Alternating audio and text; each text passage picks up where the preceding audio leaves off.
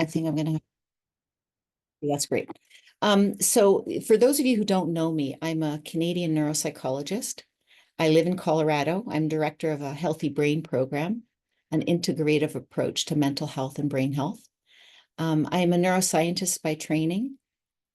I've been a mindfulness practitioner and a yoga practicer since I was a very young girl.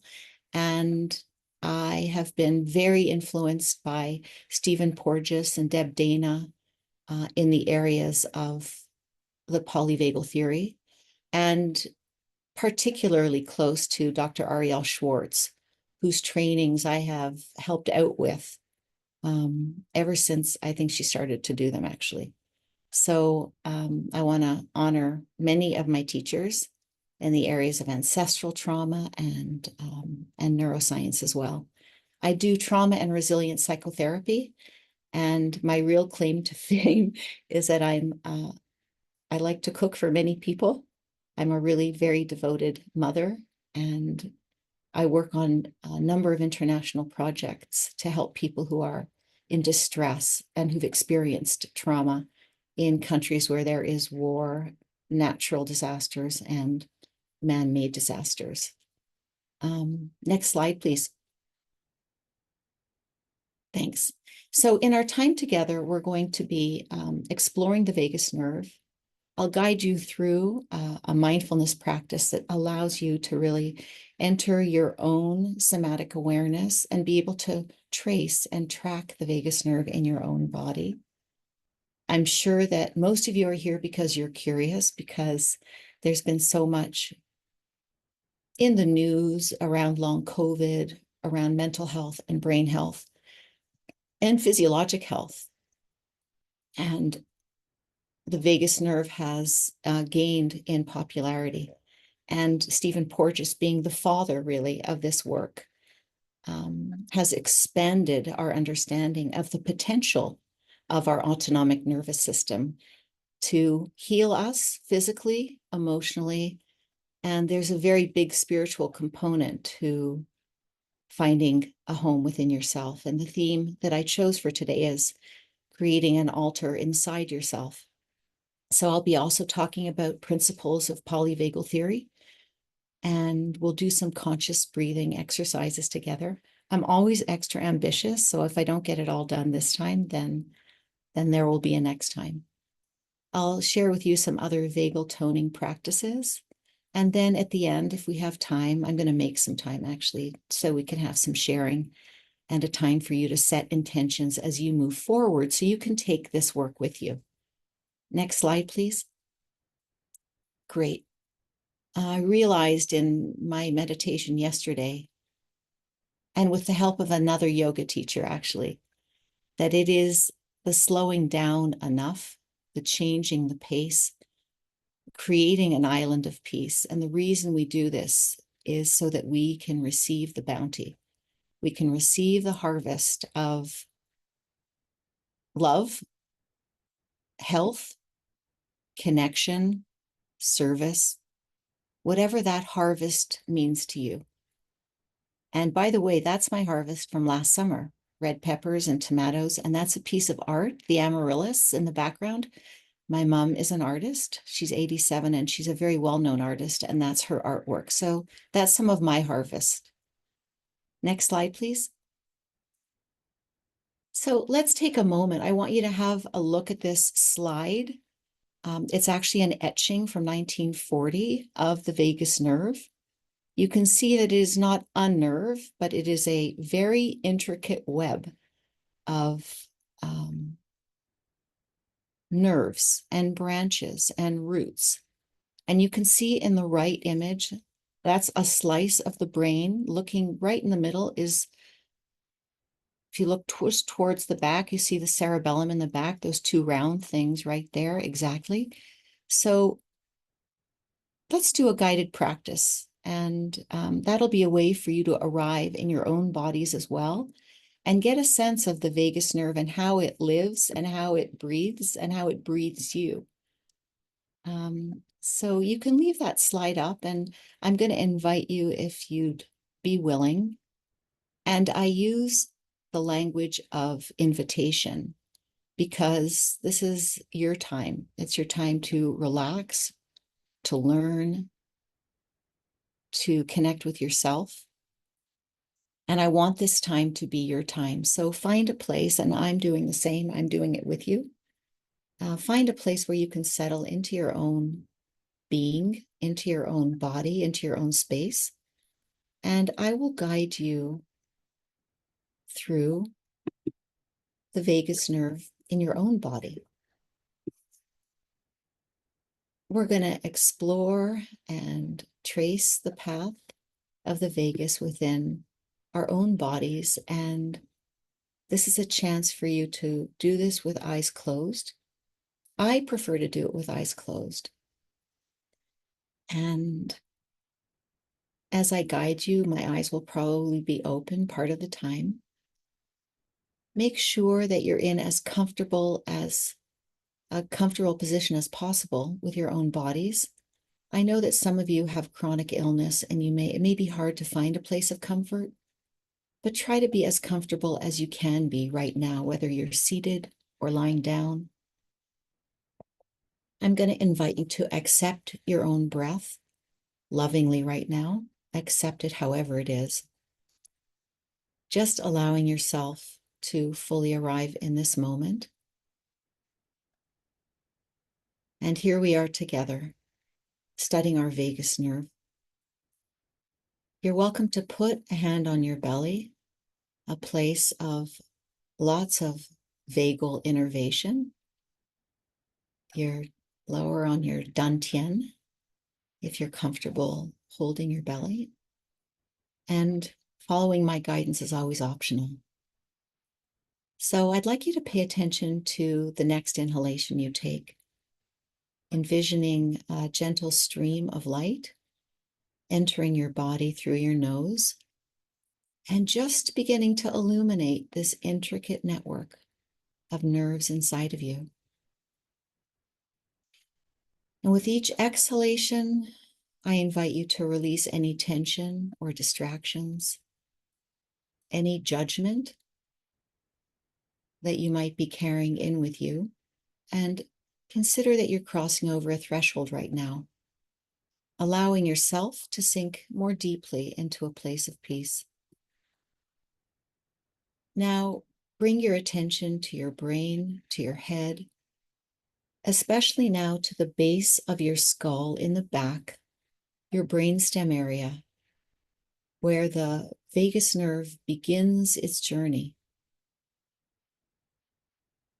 Visualize this cranial nerve, this very complex cranial nerve, connecting to the nerves in your face, your ears, your eyes, and gently branching out like delicate branches of a tree,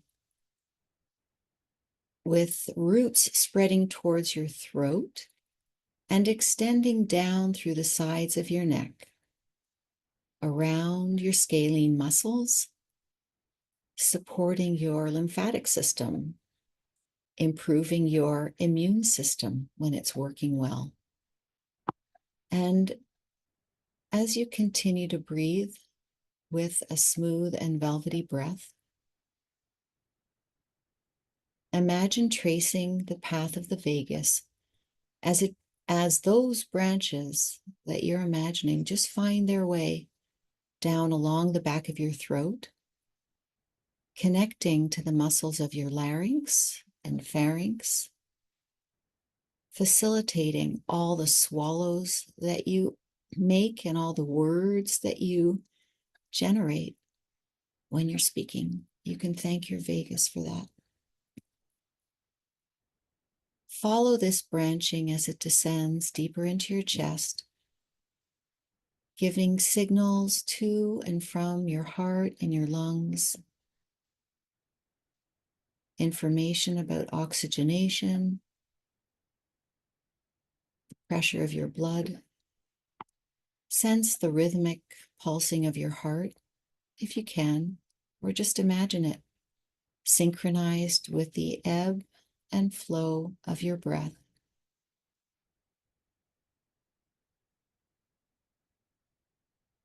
Now dropping your focus a little bit to your abdomen, where the vagus nerve meets the intricate digestive system and belly, sensing cues of hunger and satiety, digestion, all orchestrated by the wisdom of this wandering wise wisdom nerve, I was going to call it. Breathe into your pelvic bowl, an area of with lots of embers of creativity, and take in the felt sense of whatever your experience is right now. With each breath, surrender to the innate intelligence of this nerve. Each cell in your body knows what it needs to do to be well, and trust the healing power of the vagus nerve as it branches to promote wellness and rest and connection and harmony as well.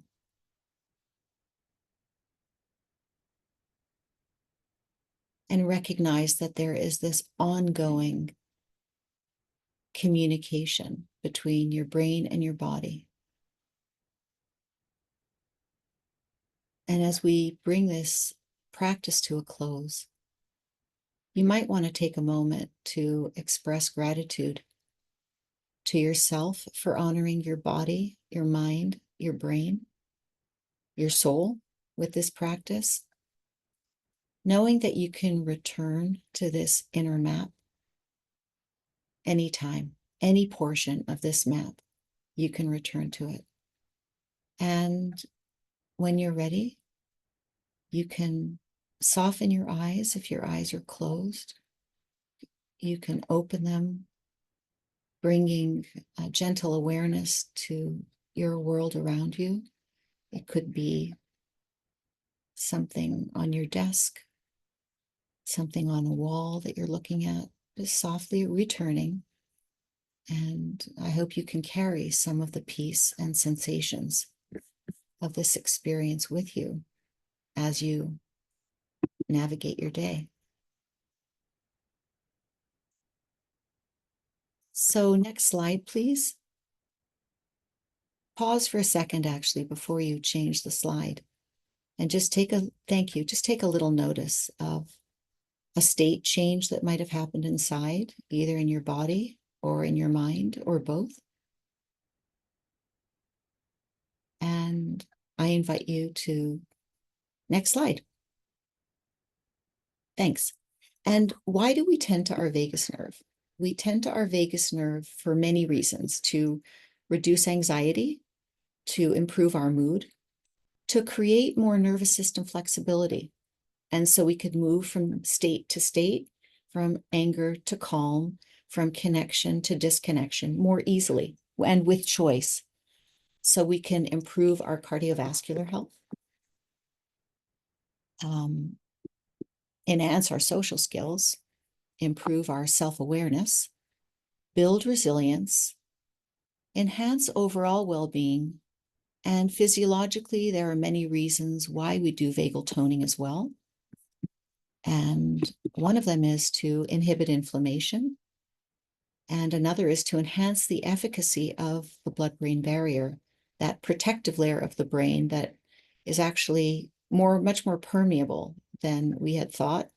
But there are many reasons we vagal tone, because we want to have a healthy nervous system, because trauma patterns, stress, and aging can cause our vagus nerve to lose flexibility. And that's often why we do what we do when we try to create nervous system flexibility. Next slide, please. And I'm reminding you that this is what I call slow medicine.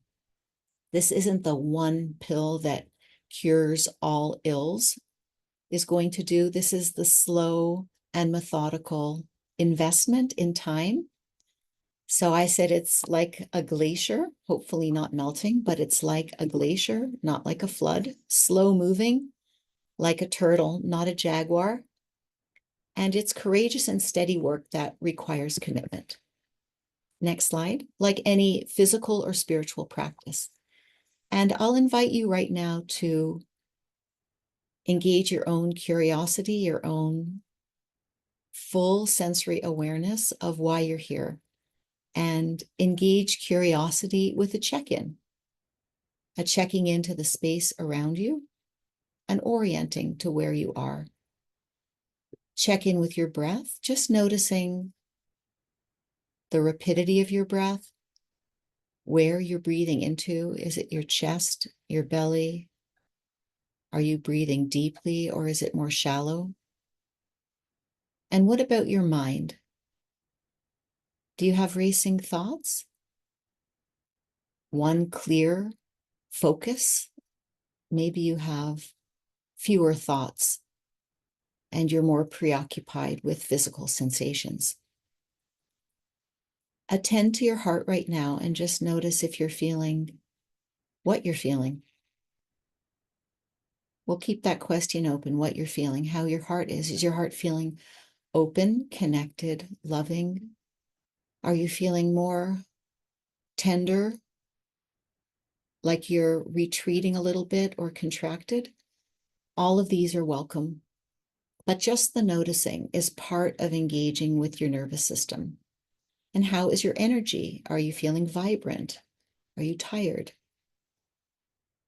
Are you feeling like, oh, I've been ill for a long time. I don't feel myself getting better. Maybe a little discouraged energy. Maybe you're like, wow, this is exciting. I can't wait to teach this stuff to someone else. And what's beaming most strongly in you today? What are you most curious about, and what's your intention? Two different questions. What's a strong quality that you're bringing here today, and what's your intention for today? How can this work support you? Next slide. So a little bit of getting into our heads right now about the physiology of the vagus nerve. The vagus nerve impacts our mood, our sense of taste, our breath, our digestion, all the images on the right. What I don't know if you know is that around 80% of vagus nerve signals are sensory, and that means they're traveling from the organs up to the brain. The other 20% travel from the brain to the body and regulate things like our heart rate variability, the rate of our heart, the contractions in our gut. And the vagus nerve is the main player of our parasympathetic nervous system, the rest and digest part of the system that calms the body and helps in recovery from a stressor. It helps in recovery. And what polyvagal theory offers us is huge. We have numerous branches of the vagus nerve, and I'll be sharing more with you about what makes polyvagal theory so important and so special as we understand ourselves, our health, our connection with others, our sense of safety in the world, and how important it is for, in my opinion, peace in ourselves and peace in the world. And just as an example, your vagus nerve is dominant if you're sleeping peacefully and in calm and rest. That might be an anchor for you during the day to appreciate when your vagus nerve is working. It's a major superhighway transmitting information in both directions between the brain and the body and the brain, and it can turn on and off our immune system and change many of our bodily functions. Next slide. I love these two images. So polyvagal theory, I have heard described by Dr. Porges as the science of safety. And just think about what the implications of that are. The vagus nerve has 3 branches that correspond to 3 parts of our autonomic nervous system. And for you who might not know what the autonomic nervous system is, it is the automatic nervous system that goes on in our physiology often beyond our level of awareness. It's all the stuff that happens in the background that's vital. to our survival. And I have to tell you a funny story, even if I don't have enough time for the slides. I'm going to ad lib. In 1976, this just came to me. I was doing an honors thesis as an undergraduate student in Canada, and my professor asked a very challenging question at the time. So this is the 1970s. I was doing some yoga, I was doing some meditation, and the question was, can we control our autonomic nervous system? And that question stuck with me for, I don't know, the last 30 years or more, because my answer then was, wow, well, we know that yogis can control their heart rate to some extent, can control their breathing to some extent. And you might want to pull down that slide so I could just look at everyone for a second. So we know that yogis are able to kind of modify their heart rate. This is in the 70s, remember. We knew that pearl divers were able to not breathe for a very long period of time. And that's kind of all we knew about being able to modify our autonomic nervous systems. And we know much more now. And I love that thread because we have learned so much in the last 30 and 40 years about ways we can work with our own nervous systems. And polyvagal theory makes it even more compelling. And next slide, please.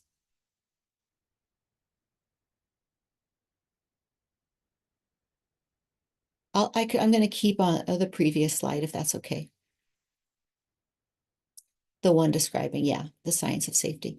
So the vagus nerve has three branches that correspond to three parts of our autonomic nervous system: our ventral vagal, our sympathetic, and our dorsal vagal. The ventral vagal, I want to describe it as a state. They engender feelings of when in ventral, we're experiencing feelings of social connection, safety, and calm. And in this state helps us stay warmly connected, communicating, and connected. In a sympathetic state, quite the opposite. We engage our sympathetic state when we're threatened, when we're terrified, when we experience danger or threat, and we prepare or actually fight or flee. And that's corresponds to the image on top. A fight and a flee response, a very primitive, mammalian, and important response. But it doesn't help us when we're in that state and there is no imminent threat. And I'll talk more about that later, how our thoughts can induce these sympathetic experiences in our bodies. And it's not a healthy way to live in fight or flight. And many of us are living with unconscious fears or threats, or conscious ones that are important to bring to awareness so that we can work with them. So I put average ages of these nervous systems according to Dr. Porges's work. And most importantly, we know now that we have a dorsal vagal state that's engaged when we feel helpless, hopeless. And this can cause an experience of fainting, collapsing, pulling in, shutting down, or feeling numb. And this is a very ancient system that's highlighted in polyvagal theory. And it can help us by having an animal not come after us, thinking that we are already dead. And it is a way to conserve energy and also protect us from pain. And that's a very ancient system, a 500 million year old system. And I got this picture of two little baby bunnies feigning death, which I think is actually very, very, very sweet. And I don't believe they're actually scared, nor are they threatened. Just as a reminder that the nervous system, the vagus nerve, and the brain itself can rewire itself.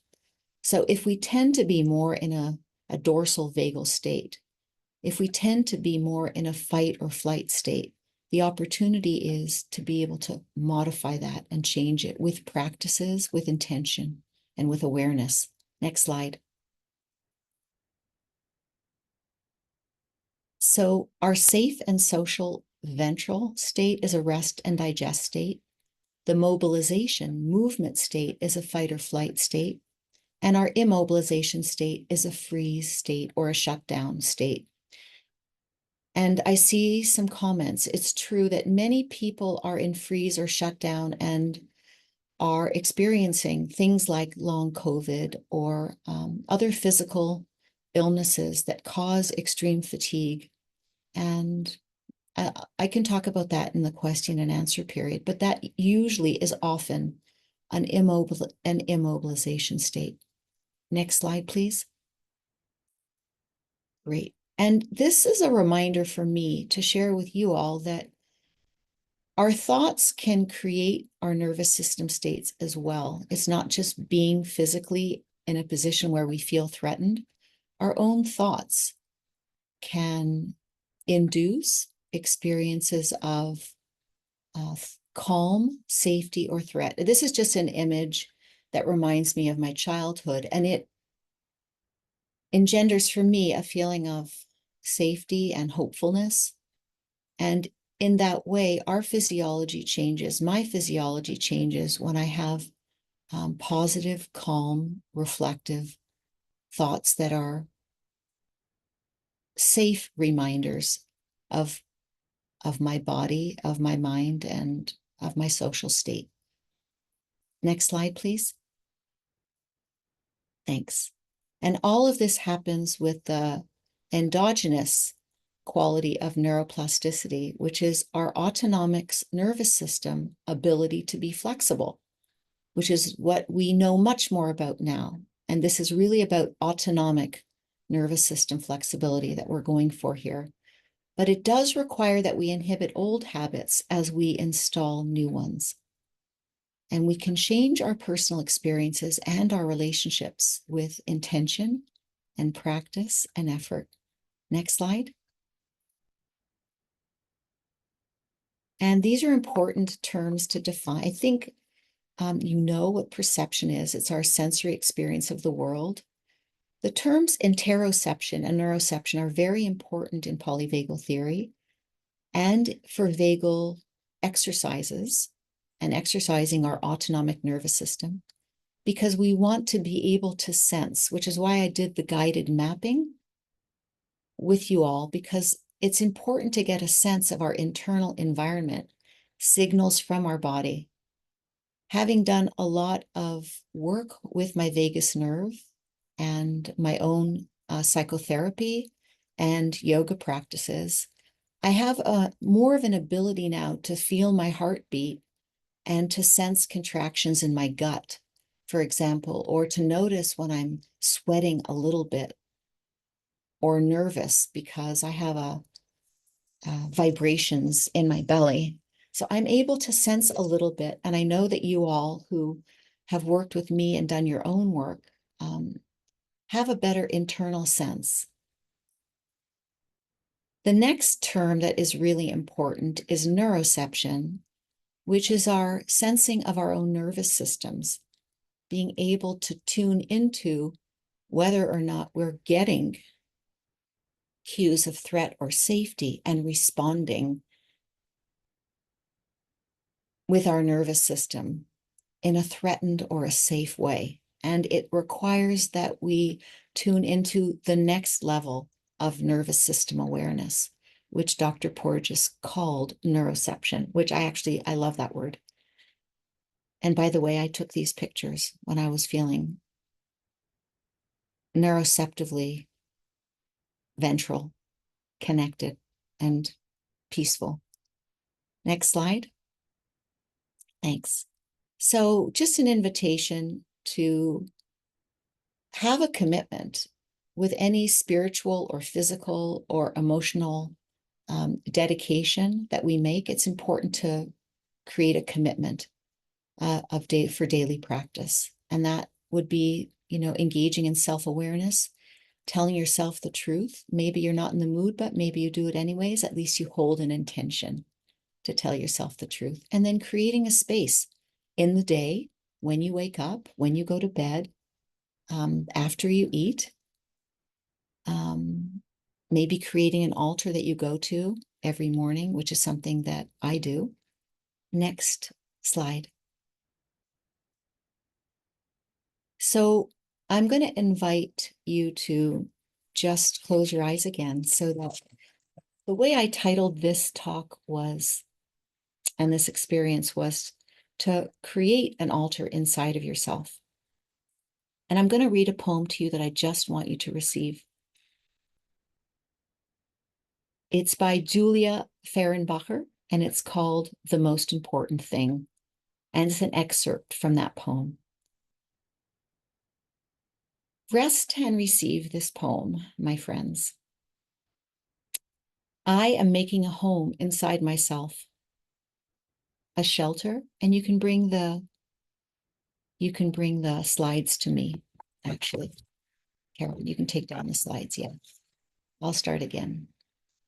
I am making a home inside myself, a shelter of kindness where everything is forgiven, everything allowed, a quiet patch of sunlight to stretch out without hurry, where all that has been banished and buried is welcome. It's spoken to, it's listened to, it's released. I whisper hallelujah to the friendly sky. Watch now as I burst into blossom. Watch now as I burst into blossom. So just notice what your experience was on hearing that poem. And if you can sense a clearing inside, and where that might be somatically for you in your body. Next slide. Thank you. And this is the poem. And I can share it with you, and I'll send out an email. So we'll remember to send that poem to you.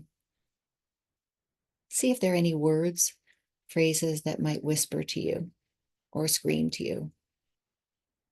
The one I particularly love is watch now as I burst into blossom. I unabashedly become myself. Next slide, please. So I just talked a little bit about helping you and inviting you neuroceptively to create a safe space inside yourself. And I want to also talk about creating safe spaces outside of ourselves. Polyvagal theory introduces us to the sense of finding home inside, but also with others with the intention of sharing space that is safe with other people in our homes, with our children, with our partners, with our friends at work. And we do this by gathering people. I heard Deb Dana talk about this at the Polyvagal Institute meeting this summer. And she said something really important. She said, begin to develop the language of the nervous system with people who you most care about. Those are the people you're going to be able to talk about your own somatic and sensory nervous system awarenesses with. So begin to gather a people who have like language. And that's why I'm hoping with a few of you on the call to develop community around this language, to help the brain, to help the body, and to help our world find more places of sanctuary and safety. Because the circuitry of our nervous system is a social system.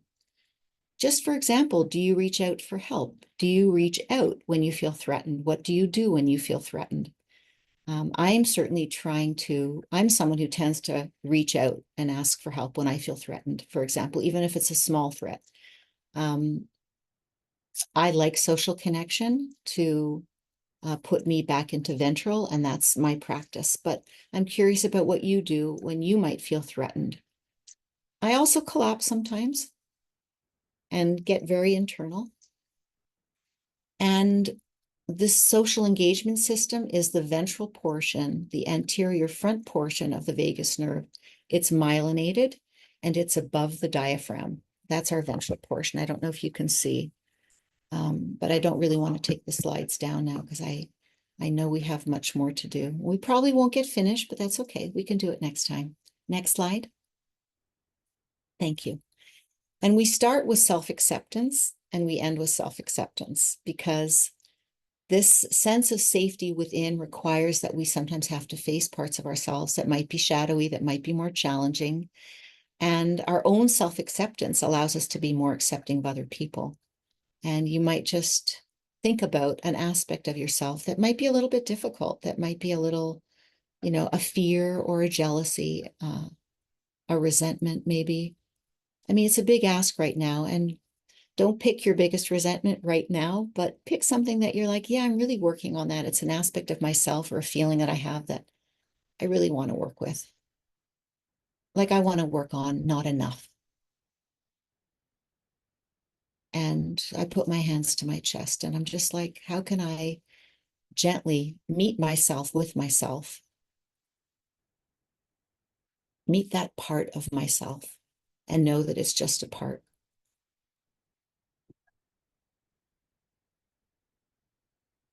Good. And then think of that beaming or glowing aspect of yourself that I invited you to notice at the beginning of our time together. What's a part of you that glows that you really like, a sparkly and beaming part of you that you really like? And hold that part too. That's a much bigger part than the other part. But self-acceptance, self-awareness, and self-acceptance are what begin this journey for us.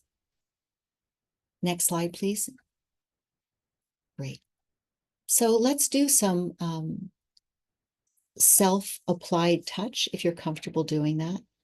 Sensing our own skin. There's a lot of data on havening developed by Dr. Rudin, havening, working with the immune system, working with our felt sense of touch and creating a sense of self-applied safety. So with this practice, I'm going to invite you to just notice your own hands. And you can take down the slide so I can just show people what I'm doing. You might want to notice some warmth. That's right. It's lovely to see all of you doing this together. Yeah. Notice if you can create some warmth in your hands. And notice just touching self to self, how we have the ability to soothe ourselves, to anchor ourselves, and to ground ourselves. Just take a look at your hands for a moment and maybe just appreciate them for what they do. And you might want to start at your shoulders and actually do some self-applied havening, just gentle strokes, the way you would stroke a cat or a dog with really soft fur along their fur. You're stroking yourself that way too, all the way to your elbows. Sometimes I even go to my wrists as the beginning of our vagal toning that's with self-applied touch. Just take a pause and notice if there's any shift, even now.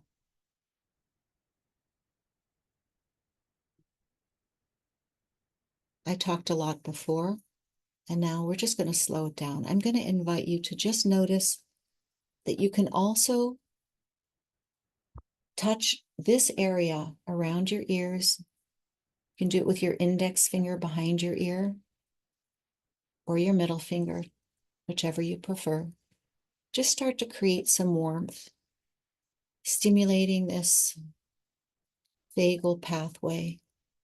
There's also a lot of lymph here. You might want to create warmth there.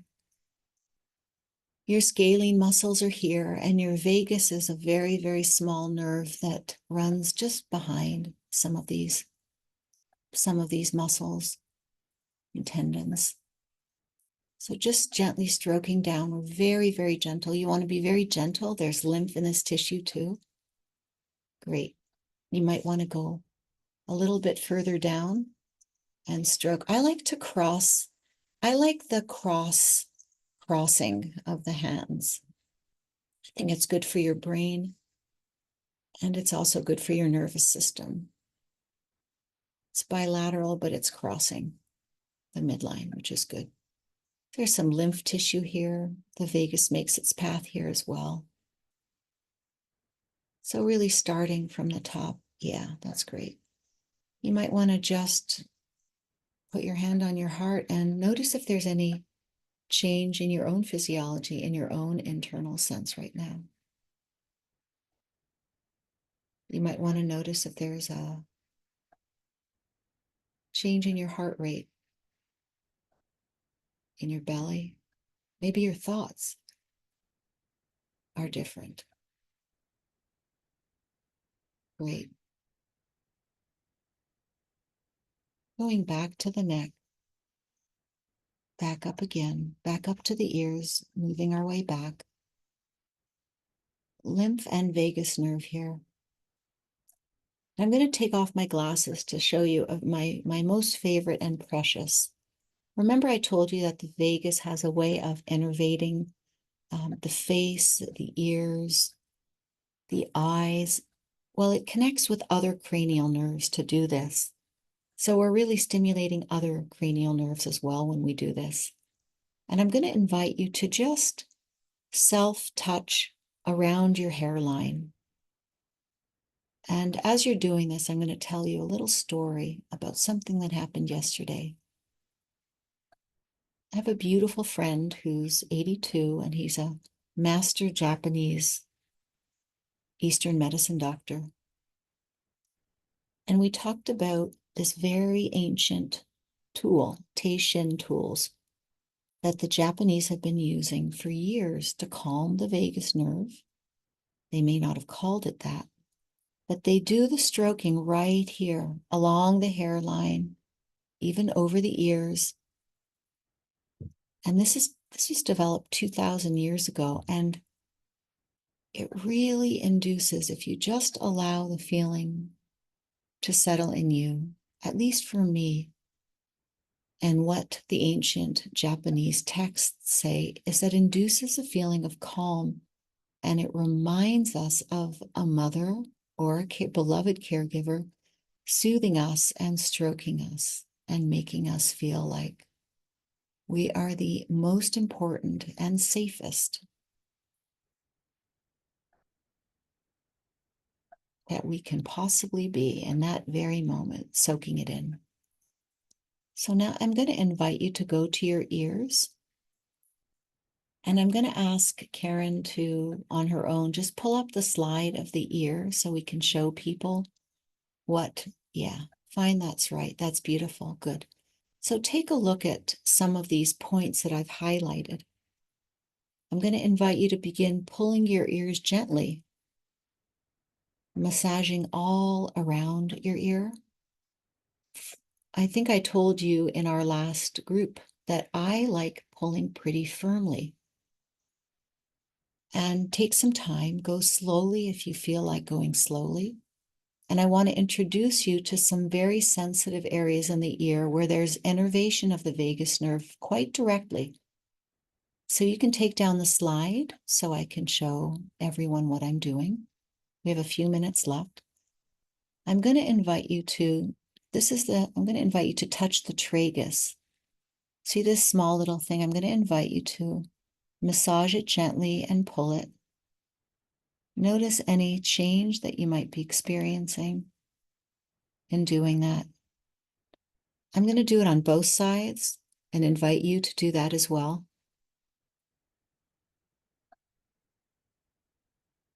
I'm going to be quiet for a minute while you just explore your own ear, highly innervated by the vagus quite directly.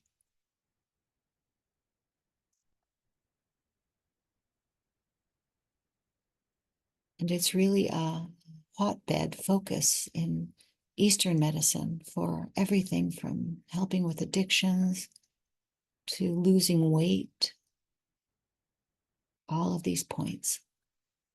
Here, there's an especially important point that I learned about yesterday from my teacher, and it's called the Divine or Heavenly Gate. And it is a spot where needles or Taitian are often stimulated so that we can induce a sense of calm, open, peaceful awareness. That's great. That's great. And pause again and just notice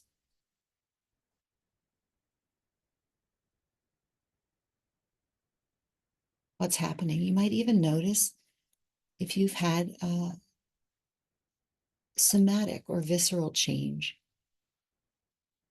in your heart rate, in your belly,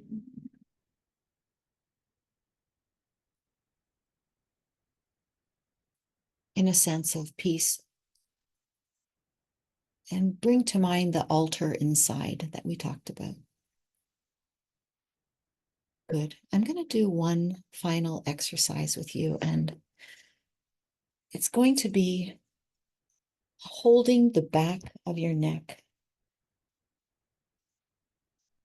the medulla oblongata area, the fancy word for where the vagus nerve comes out of. And I'm going to invite you to just lean your head back. And of course, do what feels right for you, given if you have any neck problems or you're laying down. And just really support the back of your neck.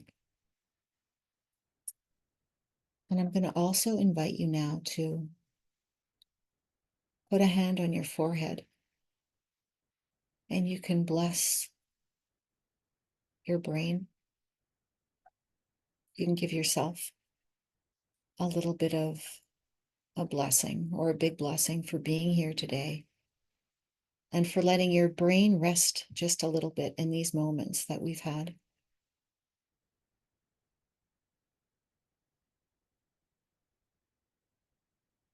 And you might want to notice if there's an imaginary connection between the hand on your forehead and the hand on the base of your skull.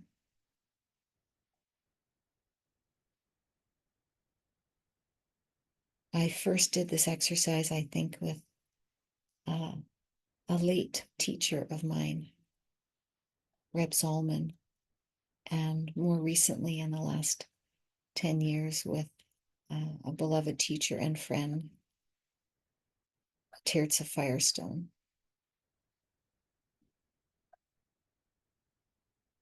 So just noticing this opportunity to connect an energetic light, energy, fields, sparkle, and notice what color or sensory noticing you have in that space between your two hands.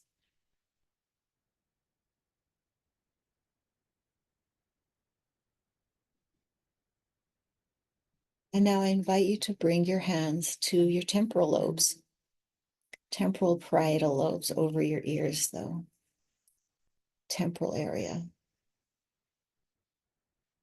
And do the same thing. Notice the connection between your two hands so that you're really honoring your brain.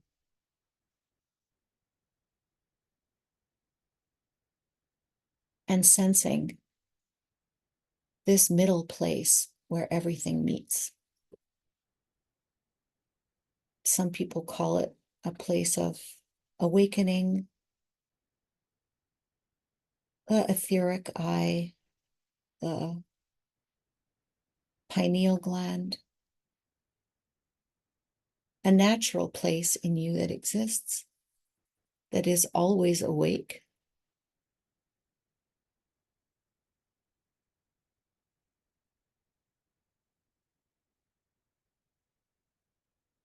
And eternal, always alive.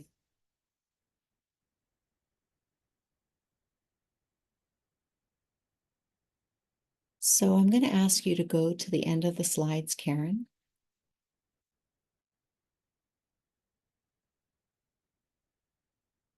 maybe the third to last slide,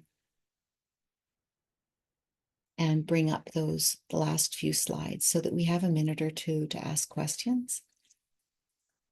So just as a summary, we went over some of polyvagal theory. We talked about creating an altar inside yourself so that you could practice a felt sense of safety during the day. I know that these practices have helped me a lot, and I do them even when I'm not in the mood. I used to be just focused on everything that was north of the neck, and now I'm focused mostly on what's south of the neck. But I know that there's this constant conversation, and our thoughts really, really influence our physiology. They can do that in a positive way, and they can do that in a way that creates negative neuroplasticity, what I call negative neuroplasticity. So just remembering, I'd like actually to read the last poem. If you can go up 2 slides, creating a clearing.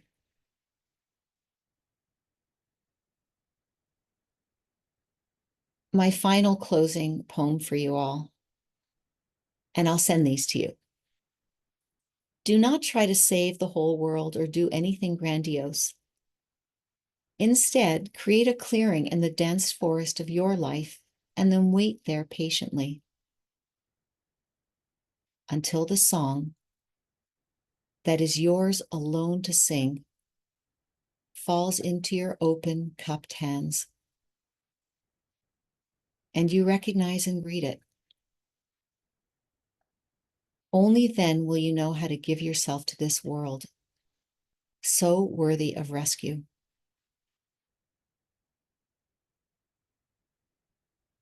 Thank you. You can share with them the next slide, Karen. Thank you. And just as a final reminder, we develop positive neuroplasticity when we repeatedly think or do similar things, similar patterns. We are what we repeatedly do, said Aristotle. And I say we become what we repeatedly think and feel. Next slide. Thank you. So our intention here together is to take care of our own nervous systems for the benefit of ourselves, and also to offer that benefit and merit to the people around you as you go through your day, your family, people you don't know at the grocery store, or who you're next to in a car at a red light. And we work to heal the nervous system of the planet, one nervous system at a time. So thanks very much. And I have more slides that I'll share with you next time. If you can go to the last slide, then I'll take some questions. Thank you. Any golden nuggets or comments that you might have, any questions that you might have, I would welcome warmly. We only have a few minutes, but I can stay about 5 minutes after the hour for anyone else who can. And I'll look forward to seeing you next time. If you have to jump off at exactly 1 and you don't want to wait for questions and answers, I'll send you pieces of this talk, important ones, and I'll also let you know that next time we're meeting, I'm going to invite my teacher, mentor, and friend, the Japanese doctor and acupuncturist, to talk about the vagus nerve. So we'll let you know when that next group is going to be. And if you're interested in more vagal toning, you can go to Dr. Ariel Schwartz's website. She's going to be doing one next month as well. So if you could take down the slides, Karen, and just let me see your all beautiful faces and go into gallery. I'd love to do that. I'll put my own. Hi, beautiful faces. Hi, does anyone have any questions? Oh, I see Esther has a question. Great. I love questions and I have a little time. Great. Let's unmute you, Esther. That's perfect. Hi. Hi. First, I really wanted to just say how grateful I am that I came today. Dr. Ariel Schwartz, I've been practicing yoga with her, and she told me about you, and I'm Oh, just delighted I came. I think it was just a beautiful talk, and Rip Zolman is one of my heart people. So, and good. you then ended with the poem Oh, In a good. Clearing, which is my favorite poem. So I feel like this was meant to be. But Great. I'll ask my question quickly, and it's fine to not answer me because I know it's specific. Okay. I'm recovering from traumatic vestibular damage.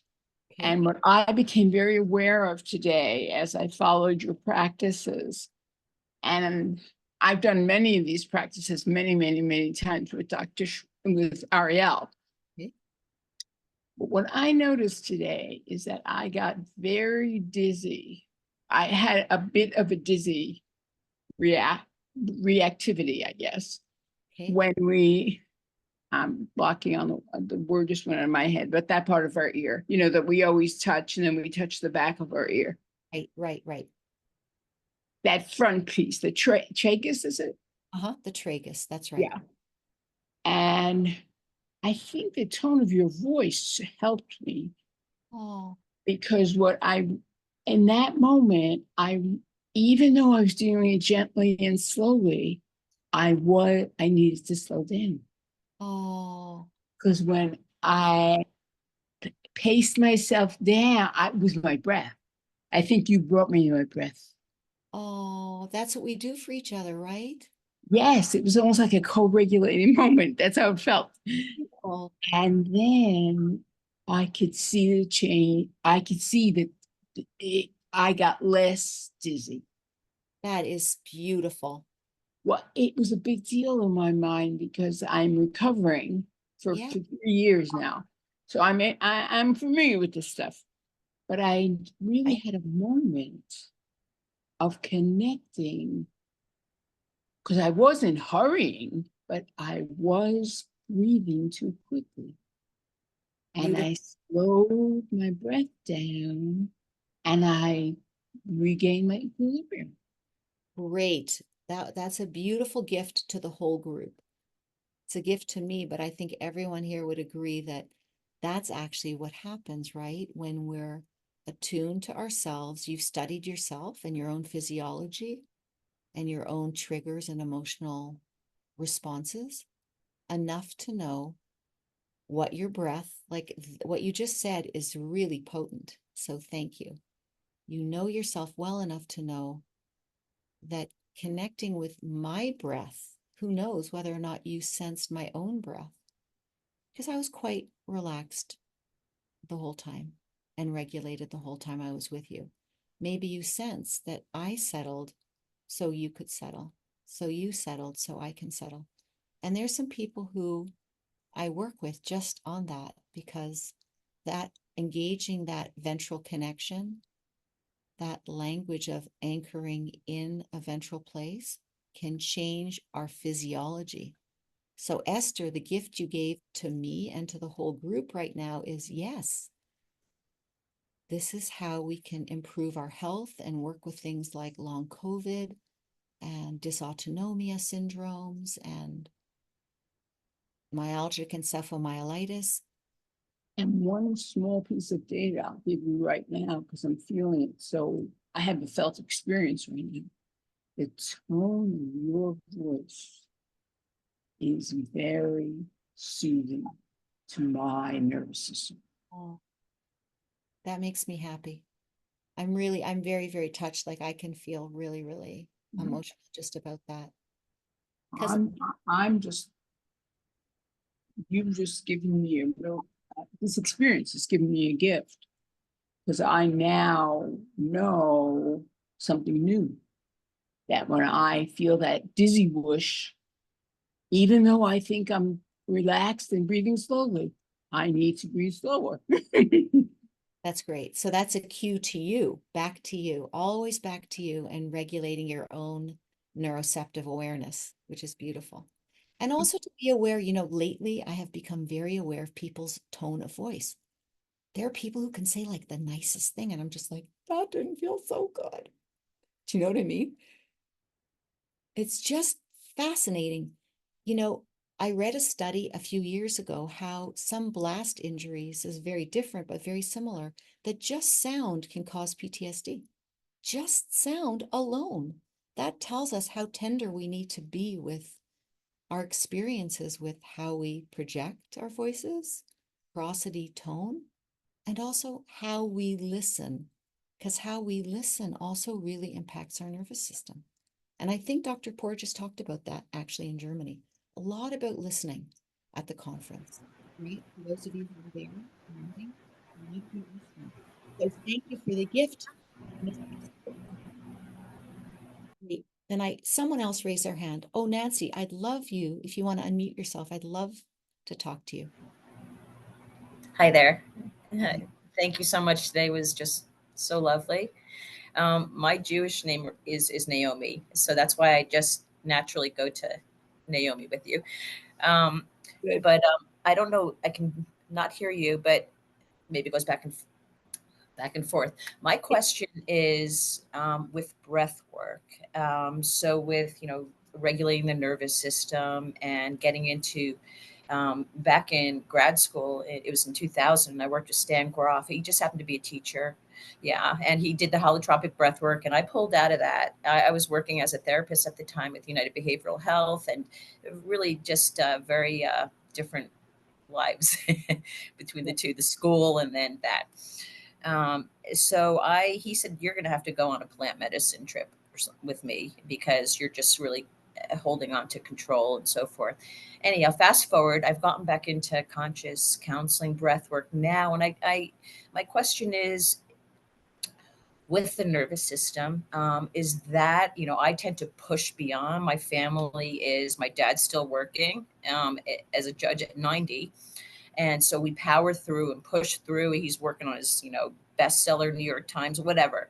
And, the Jewish New York background. So I find that I'm not able to get beyond that. Like I'm holding on, guarding the heart. Is that unhealthy? Is the nervous system trying to protect or saying slow down, or to push beyond that? Is that something that is, I guess, not in the best interest of the nervous system with that sort of breath work? I'm just so happy you're asking because I had like so many practices for breath work today that we didn't have time for. Can you hear me? Because I can't hear you because you're on mute again. It's okay, you're just muted. You can unmute yourself if you want, but I'll just answer your question because it's a layered question. I'm not going to name any names, but there's some of us on this call today who do a lot of ancestral trauma work. And some of this push alpha nonstop work I have inherited from my own family lineage. And I can't understand why everyone isn't that way. So I just want to say that it's important that you might want to look at this through an ancestral lens as well. And my short answer, because I have another call now, is never to push, especially with breath. I believe in stretching by choice. I do not believe in pushing, especially with the breath. It's too much of an invitation to go into a threat response. I don't want people to hold when they don't want to hold on the inhale or on the exhale. And next time, maybe I'll do just some specific breathing because I had 4 breathwork practices planned for today. And I did some breathwork last time, stacking for the vagus nerve, different breathwork practices. But if this helps you, my short answer is please don't. And I worked with Dr. Groff as well when I was in England many, many years ago. And wanting to induce an altered psychological or psychic state is one reason to do intense breath work, psychedelics as well. But if your intention is to get to know your nervous system and stretch your window of tolerance a little bit, then I believe it must be very, very gentle with great self-acceptance, interoceptive awareness, and neuroceptive awareness. Does that answer your question? because a lot of feelings come up that you're going to not be able to navigate around. I can't do it like him. I don't want to do it like him, or "That's best for my nervous system." I bless you, Father. I know what you're doing. It's really working for you. I heard you really bless him. But you have a different nervous system with shared components to study. So reach out if you want any, other resources. And I think you all have my website, but I have to go now because I actually had a 110 call. If you want some slides, I'll send them to you. I appreciated being with you, and I'm so touched. Every time I say I'm not going to do another one because it takes so long to prepare, I kind of get tears in my eyes going, but I just love this so much. So thank you for coming from all over the world. Blessing each of you. I hope you take something in the altar of your insides and that you've created a space inside. And I'll send you those 2 poems, okay? Goodbye, everyone. Have a beautiful day. And thank you for coming. Bye.